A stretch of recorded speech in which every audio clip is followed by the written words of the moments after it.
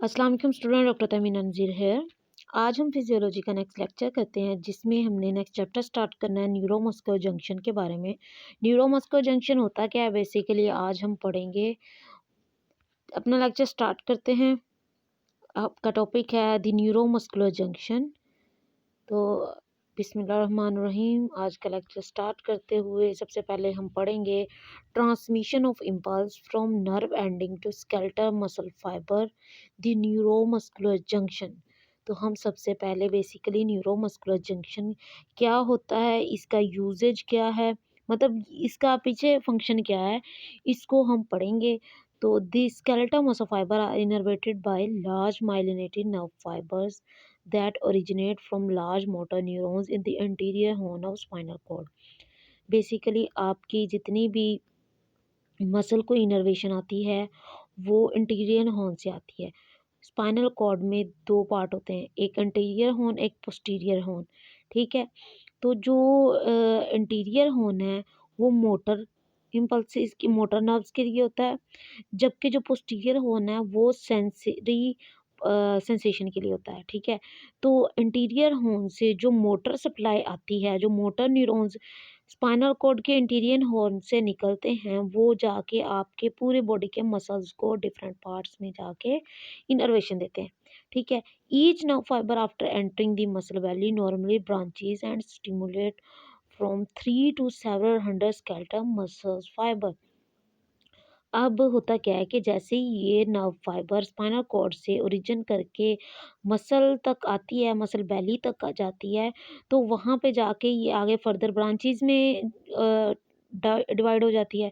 जब ये ब्रांचेस में डिवाइड होती है उसके साथ ही आगे फर्दर 3 या उससे सैकड़ों स्केलेटल मसल फाइबर्स को जाके सप्लाई देती है। Each nerve ending makes a junction. अब हर जो नर्व एंडिंग है मसल्स के साथ बनाती हैं एक जंक्शन। जंक्शन मतलब एक स्टॉप बनाती हैं, एक चौकी बनाती हैं, ये समझ लें। चौकी क्या होते हैं, बेसिकली एक जंक्शन होता है। फर्ज करो कि टोल प्लाजा की मैं बात करूं, टोल प्लाजा एक ऐसा जंक्शन है जहाँ पे एक सिटी ख़त्म हो रहा है दूसरा सिटी शुरू हो रहा है। ठीक है, फर्ज करो इस तरह है। तो वो जो एक सिटी ख़त्म हो रहा है दूसरा शुरू हो रहा है, तो समझें कि एक साइड पे आ रही है नर्व और दूसरी साइड पे है मसल। तो वो जो जंक्शन बन रहा है, जो पॉइंट बन रहा है उसको हम न्यूरोमस्कुलर जंक्शन कहते हैं। जहाँ पे नर्व आके मसल्स के ऊपर अटैच होती है उसको बोलते हैं neuromuscular junction with muscle fibre near its midpoint. और ये बनता कहाँ पे है, जब मसल फाइबर के मिड पॉइंट के ऊपर। The action potential initiated in the muscle fibre by nerve signal travel in both direction toward the muscle fibre ends. अब चूंकि ये मिड में सप्लाई दे रही थी मसल बैली के, तो ये मसल के दोनों डायरेक्शन में मूव करेगी। जो जो भी एक्शन पोटेंशियल आएगा वो मिड पॉइंट से राइट साइड, मिड पॉइंट से लेफ्ट साइड, दोनों साइड पे अपने सिग्नल को कैरी करेगा। With the exception of about 2% of muscle fibre there is only one such junction per muscle fibre. तो बाज़ का बहुत ही रेयर है कि 2% तक ऐसा हो जो वन वे कंडक्शन कर रहे हैं। ठीक है, तो अभी तक हमने न्यूरोमस्कुलर जंक्शन के बारे में पढ़ा। न्यूरोमस्कुलर जंक्शन क्या होता है, बेसिकली जहाँ पे नर्व और मसल्स आपस में आके अटैच हो रहे हैं, वो जो पॉइंट बनता है उसको हम न्यूरोमस्कुलर जंक्शन कहते हैं। मसल के मिड पॉइंट पे आके ये अटैचमेंट हो रही होती है। ठीक है, अब बात आती है मोटर एंड प्लेट की। न्यूरोमस्कुलर जंक्शन की हम फिजियोलॉजिकल एनाटॉमी की बात करें तो सबसे पहले मोटर एंड प्लेट की बात करते हैं। तो the neuromuscular junction from a large myelinated nerve fibre to skeletal muscle fibre. अब हमने समझो बात की है कि स्केलेटल मसल फाइबर के ऊपर आके एक माइलिनेटेड नर्व ने जंक्शन बनाया जिसको हम बोल रहे हैं न्यूरोमस्कुलर जंक्शन। ठीक है, the nerve fibre form a complex of branching nerve terminals that invaginate in the surface of muscle fibre. अब होता क्या है कि जब नर्व आके, मैं आगे आपको दिखाती भी हूँ इसकी डायग्राम तो आपको ज़्यादा अच्छे से समझ आएगी। जब नर्व फाइबर आके मसल्स के ऊपर अटैच होती है तो हमने बात की कि ये जाके आगे फर्दर डिवाइड हो जाती है। डिवाइड होगी तो इसकी जो ब्रांचिंग है, ब्रांचिंग नर्व टर्मिनल्स, वो क्या करते हैं, वो मसल फाइबर के सरफेस के ऊपर मूव करते हैं। जब सरफेस के ऊपर जाते हैं तो थोड़ा-सा वो जगह इनइमेजिनेट कर जाती है, मतलब अंदर की तरफ वो गड़ा बन जाता है। पर वो जो सिर्फ़ सेल मेम्ब्रेन जो मसल की मेम्ब्रेन है, वो ही थोड़ा इनवेजिनेट, आउटवेजिनेट करेगी। तो वो जो इनवेजिनेट की है, उसको हम उस पार्ट को क्या बोलते हैं? Motor end plate. ठीक है, the entire structure is called motor end plate. It is covered by one or more Schwann cells that insulate it from the surrounding fluid. और इस मोटर एंड प्लेट को Schwann cell ने cover किया होता है ताकि वो सराउंडिंग से इंसुलेशन आ सके, उसका जो सिग्नल है वो स्पीड के साथ मसल की तरफ मूव करे। The invagination membrane is called synaptic gutter और साइनेप्टिक ट्रफ। और जो मसल्स के ऊपर आके नर्व ने अटैचमेंट की और उसकी अटैचमेंट के नतीजे में जो मसल है वो थोड़ा-सा इन्वेजिनेट हुआ, उस पॉइंट को बोलते हैं, उस मसल के पॉइंट को बोलते हैं सिनेप्टिक गटर और synaptic trough. And the space between the terminal and the fibre membrane is called synaptic space और सिनेप्टिक क्लेफ्ट। और जो वो स्पेस बनेगी उसको हम सिनेप्टिक क्लेफ्ट, मैं अभी दिखाती हूँ आपको। This space is 20 to 30 nanometre wide. ये स्पेस 20 से 30 नैनोमीटर की होती है। At the bottom of the gutter are numerous smaller folds of the muscle membrane called subneural cleft. तो जो गटर बना था, सिनेप्टिक ट्रफ बना था, उसके भी अंदर बहुत से स्मॉलर फोल्ड्स होते हैं। ठीक है, मतलब एक गटर के अंदर फर्दर डिप्रेशंस होते हैं, जिसको हम बोलते हैं सब neural cleft, which greatly increase the surface area at which the synaptic transmitter can act। तो ये बहुत ज़्यादा सिनेप्टिक जो क्लेफ्ट है उसकी स्पेस को इंक्रीज कर देता है। अभी मैं आपको आगे डायग्राम दिखाती हूँ, ये मूव कर रही हूँ मैं आगे को, ये देखो। ठीक है, ये ऊपर जो येलो कलर की है ये है सिनेप्टिक, सॉरी, ये है नर्व फाइबर। और जो ये पिंक कलर का है ये है मसल। ठीक है, तो जो मसल है और जो नर्व है, ये दोनों एक दूसरे के साथ जब अटैच हुए हैं तो इसने एक गोल शेप की डिप्रेशन दिया है। इसको बोलते हैं हम सिनेप्टिक गटर या ट्रफ। ठीक है, अब वो जो सिनेप्टिक गटर और ट्रफ है वो फर्दर आगे छोटी छोटी डिवीजन्स में डिवाइड है। ये देखो छोटे छोटे, इसको बोलते हैं सब न्यूरल क्लेफ्ट्स। ठीक है,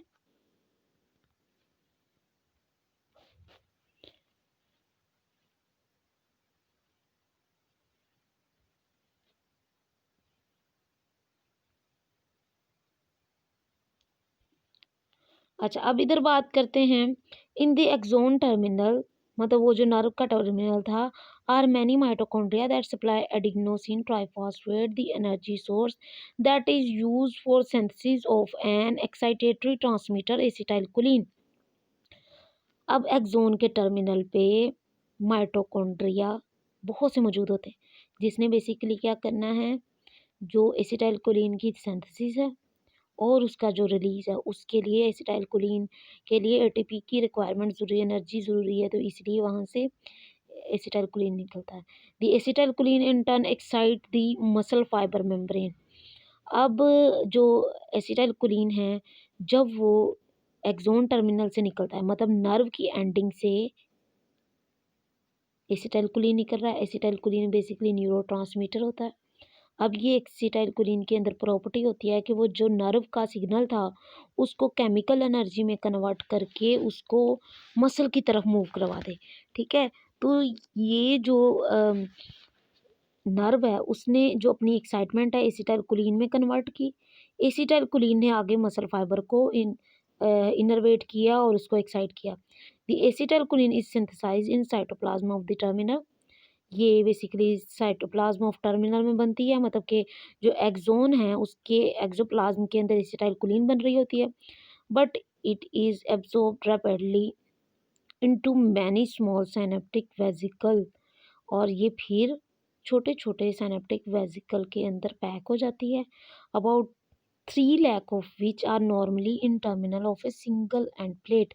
और तकरीबन 3 लाख तक एक end plate, motor end plate के ऊपर मौजूद होते हैं।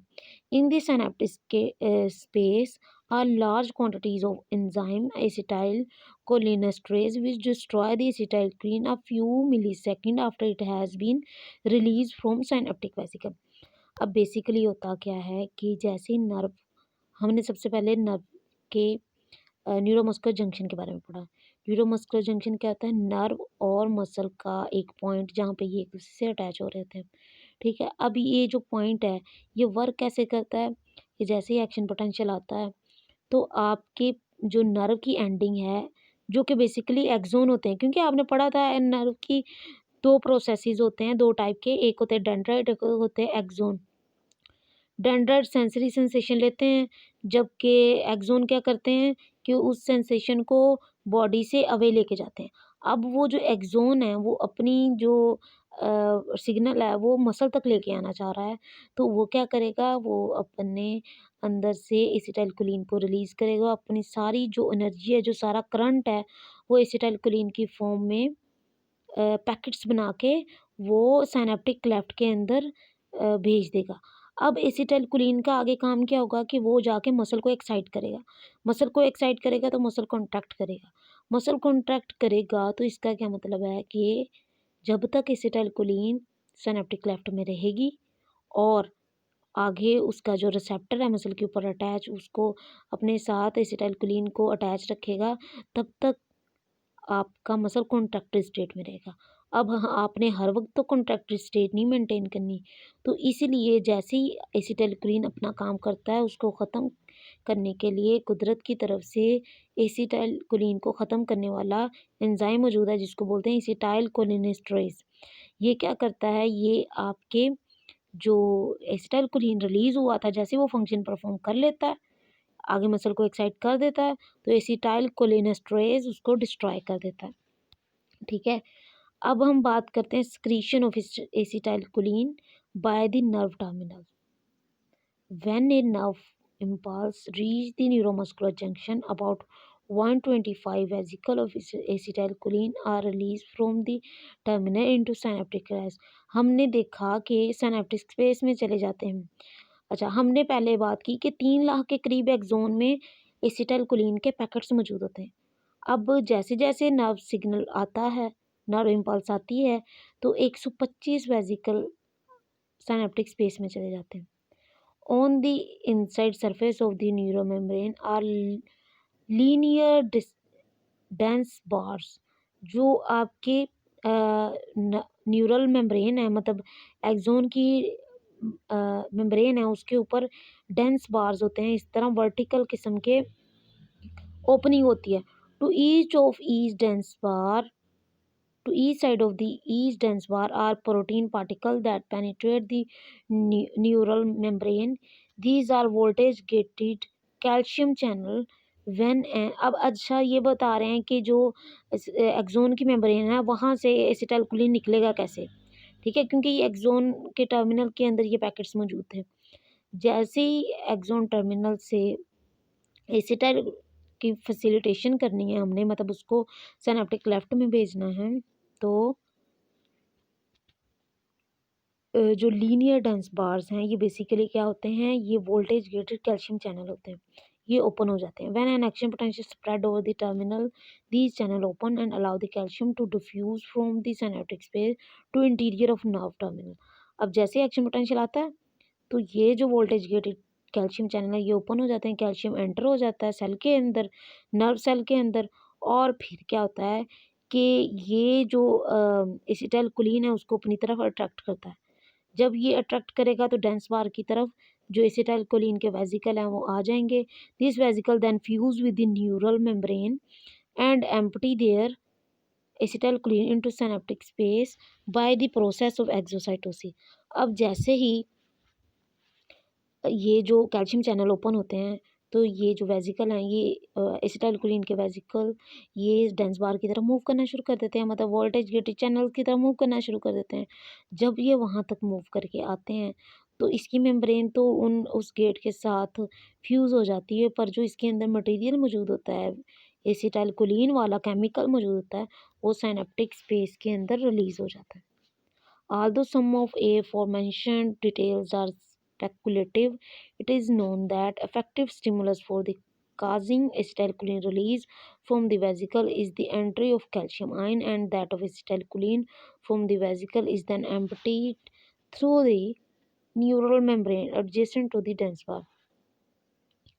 अब बेसिकली क्या हो रहा है, आपको उन्होंने कहा कि हमने बड़े अच्छे से डिस्कस कर लिया है कि जैसे ही एक स्ट्रॉन्ग एक्शन पोटेंशियल ट्रैवल करता है, कैल्शियम आयंस की एंट्री हो जाती है कैल्शियम ओपनिंग के बाद, तो जो न्यूरल मेम्ब्रेन है वो जाके किसके थ्रू एम्प्टी होती है, एसिटाइलकोलिन की डेंस बार्स के थ्रू।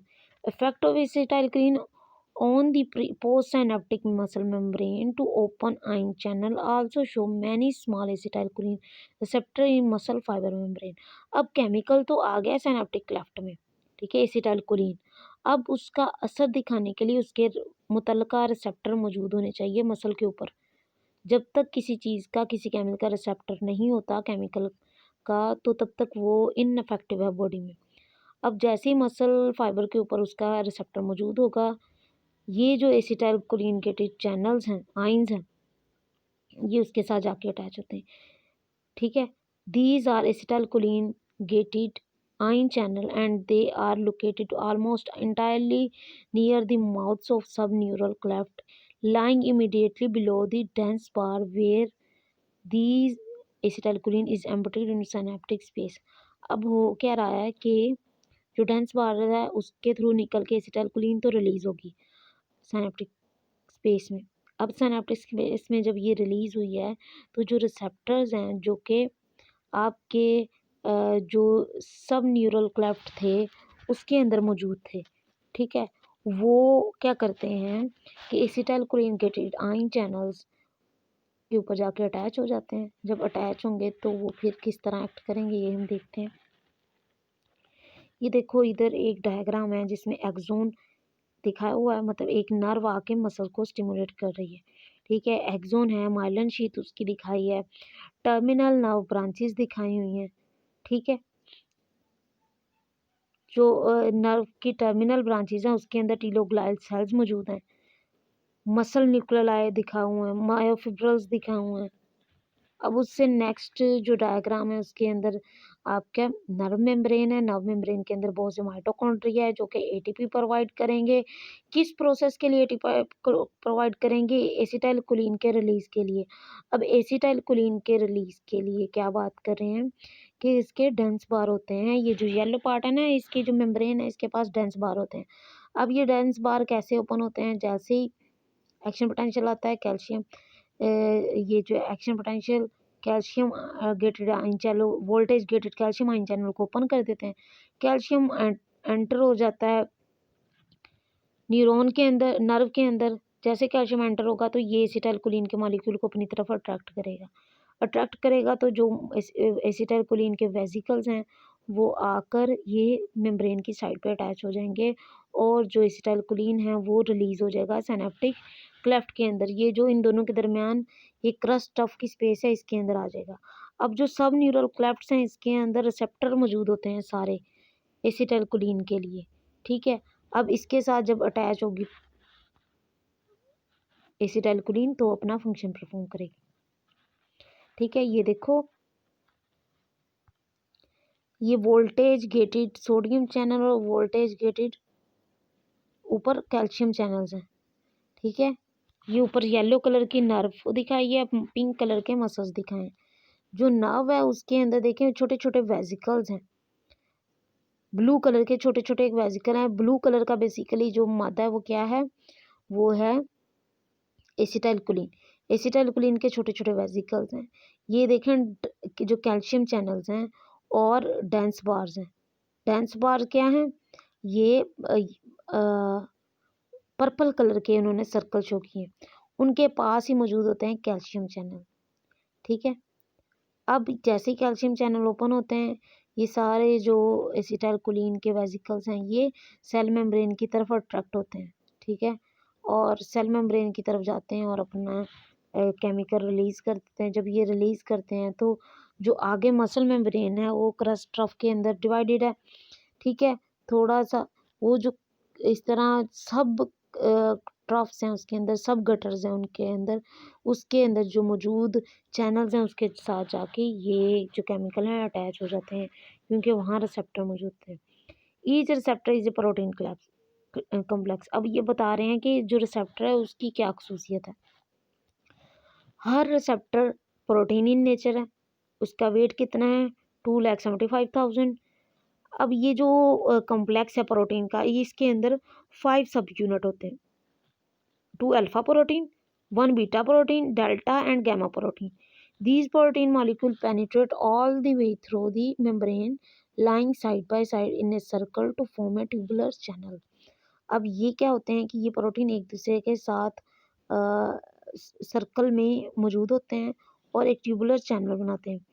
मतलब चैनल क्यों बनाते हैं, ताकि इसके अंदर से जो केमिकल है पास हो सके। ठीक है, the channel remain constricted as shown in figure A. अब आगे मैं आपको एक फिगर दिखाती हूँ। ये चैनल बंद रहते हैं until 2 acetylcholine molecule attach respectively to the alpha subunit। अब हमने पढ़ा था इसके 5 सब यूनिट्स हैं, 2 अल्फा हैं, 1 बीटा, 1 डेल्टा, 1 गामा। अब जब इन रिसेप्टर्स के ऊपर आके 2 मॉलिक्यूल ऑफ एसिटाइलकोलिन इसके अल्फा यूनिट के ऊपर अटैच होंगे, इसकी वजह से क्या होगा कि जो रिसेप्टर्स का स्ट्रक्चर है वो चेंज होगा और वो क्या करेगा, जो अपना डायमीटर है उसको इंक्रीज करते हुए चैनल को ओपन कर देगा। जब ये चैनल ओपन होंगे, इसकी वजह से सोडियम, पोटेशियम, कैल्शियम आयन आराम से मूव कर जाते हैं। ठीक है, conversely negative ion such as chloride do not pass through because of the strong negative charges in the mouth of the channel that repel these negative ions। अब ये जो चैनल्स हैं बेसिकली नेगेटिव इन नेचर होते हैं, इसलिए positive ion सबको अपने अंदर अट्रैक्ट करते हैं, तो जो नेगेटिव आयन होंगे वो इसके अंदर से रिपेल होते चले जाएंगे। ये देखो, ये नॉर्मली क्या होता है कि ये जो चैनल्स हैं ये क्लोज्ड होते हैं। ठीक है, जैसे ही एसिटाइलकोलिन आता है तो ये जो इसका टनल है ये ओपन हो जाता है, तो ये सोडियम, कैल्शियम और पोटेशियम को गुजरने देते हैं। In practice, for more sodium ion flow through the acetylcholine-gated channels than any other ions for 2 reasons। तो इसके अंदर सोडियम आयन ज़्यादा कंसनट्रेशन से गुजरता है।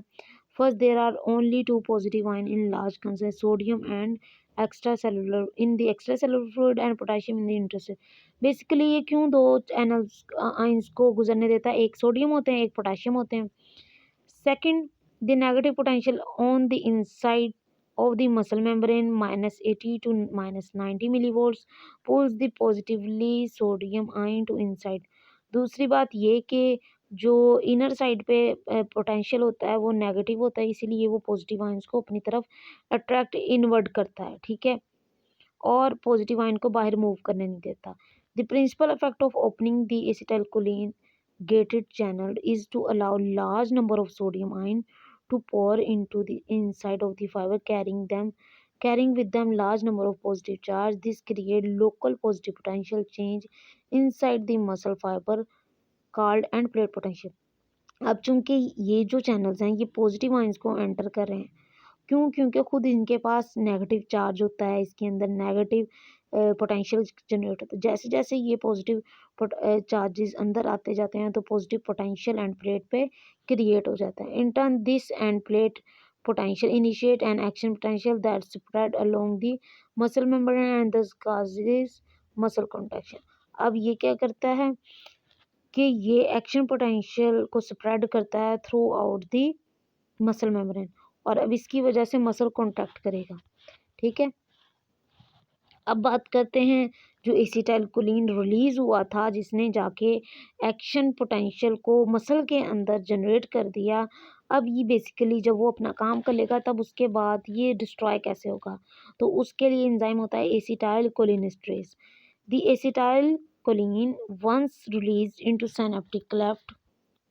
synaptic space continues to activate the acetylcholine receptor as long as the acetylcholine persists in the space। तब तक आपके मसल कॉन्टैक्ट करता रहेगा जब तक एसिटाइलकोलिन रिसेप्टर के साथ अटैच रहेगी।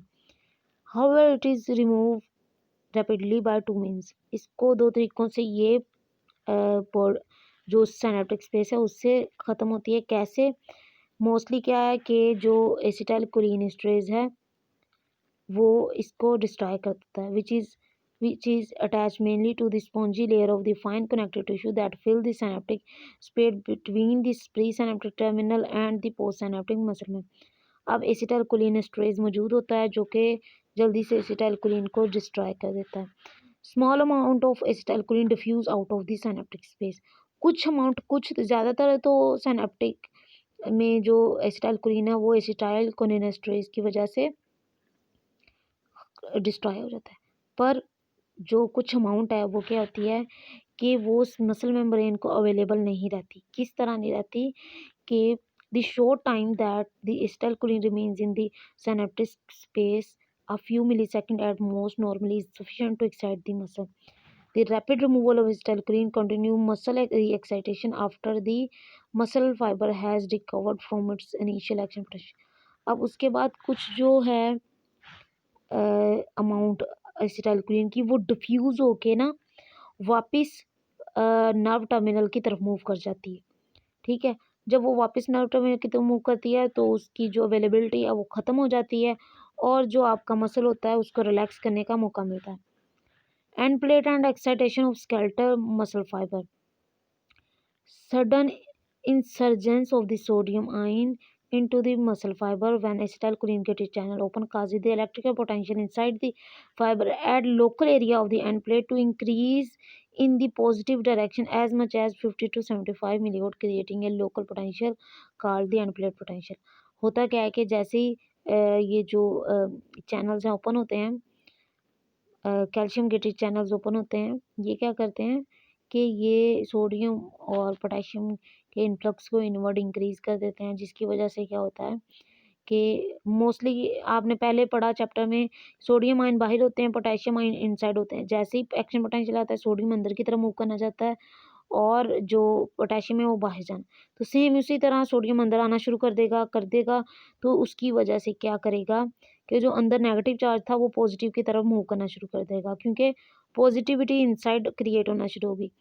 उसी तरह ही इधर बात की है, वो जो पॉजिटिविटी क्रिएट होगी उसको हम लोकल पोटेंशियल या एंड प्लेट पोटेंशियल बोलते हैं।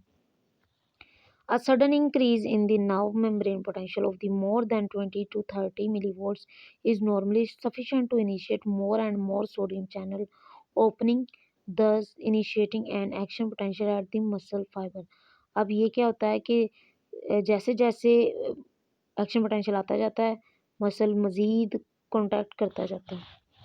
ठीक है, the principle of end plate initiating the action potential. This figure shows three separate end plate.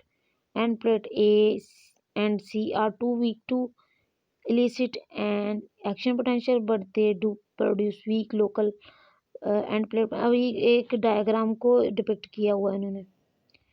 अच्छा, ये तीन किस्म के एक्शन पोटेंशियल्स हैं, जो ए है, बी है और सी है। जो ए है वो क्या कर रहा है कि वो स्मॉल अमाउंट में इम्पल्सिस आ रहा है, लोकल पोटेंशियल तो जनरेट हो रहा है पर जो एक्शन पोटेंशियल पास होना है वो नहीं हो रहा।